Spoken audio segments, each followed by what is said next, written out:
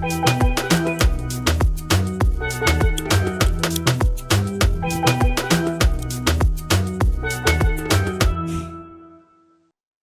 is very sad to see that Buddha has just ended up as a home decor in many places.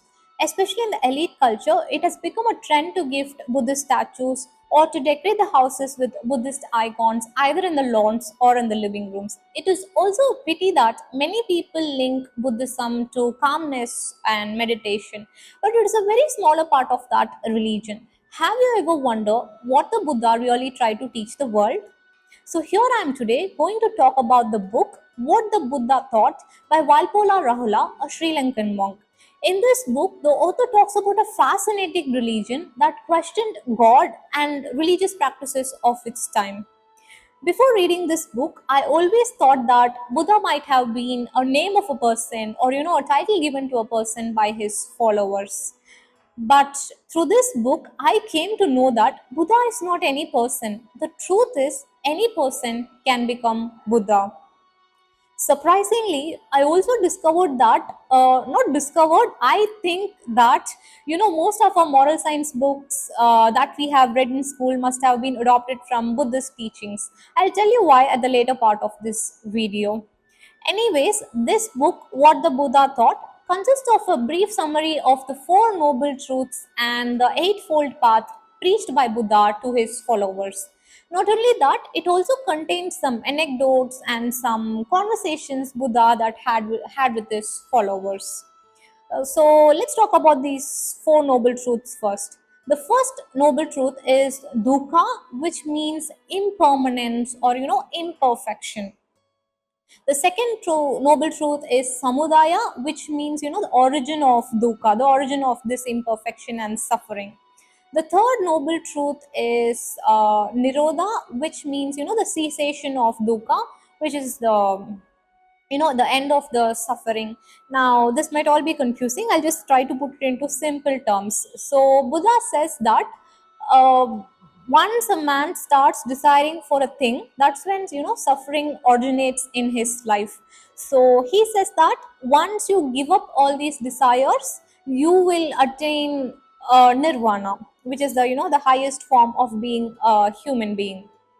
So now one should not think that once you give up all the desires in the world, you will attain nirvana. Now nirvana is not a result of any process. If you think things like this, then you did not completely understand the truth. A little confusing, right? Most of you must have skipped the video, or went to a next video if you have been listening to whatever I was speaking for the past few minutes. But thanks to those who are still watching. Anyways, to be honest, I did not completely understand the Four Noble Truths. This is what I understood on a very basic level. It might be because I do not have the right mind at this point of life to understand such a big truth, or maybe the book is just a summary of all the Four Noble Truths. Maybe in the future, if I get hold of a copy which explains these truths in a very in-depth manner, I might be able to understand it in a better way. Anyways, coming to the last noble truth, maga, which is nothing but the eightfold path. The eightfold path is a set of rules preached by Buddha to his followers to attain this nirvana. Now this set of rules is like right truth, where you never tell lies in your life, or right livelihood, where you never cheat anyone for money. And it also goes to a point saying that you should have the right mind, where you shouldn't even have a single point of hatred towards anybody in your life. Now this all sounds impossible, right? No, the author has given a very convincing explanation of why it is not impossible to follow these rules in today's world. So, if you get a copy of the book, do read until the final chapter to know the answer for this.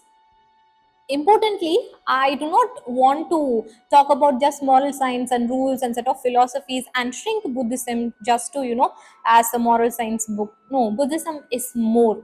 Buddha has constructed theories on family relationships, and he has also advised his followers on economics. So Buddhism is not just a religion, It is a way of life.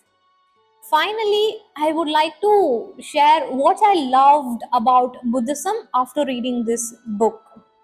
The first thing is, Buddha says that man loves self protection and self preservation.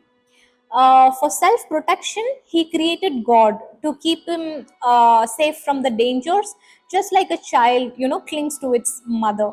For self preservation, he created a concept called Atman or soul, in that concept where he could live eternally forever. But Buddha makes a strong claim that neither God nor Atma or soul exists. He says that the human intelligence is the highest form of understanding in the universe. The second and the last thing I loved about Buddhism is that Buddha never claimed himself to be a god.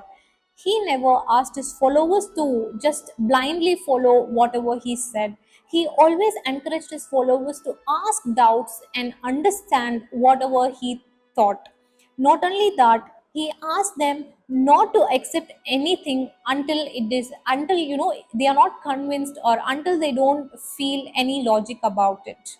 I would like to close this video by just calling out my favorite quote from this book. So Buddha says that to believe and to accept something without understanding is political. It is not spiritual or intellectual. Thank you.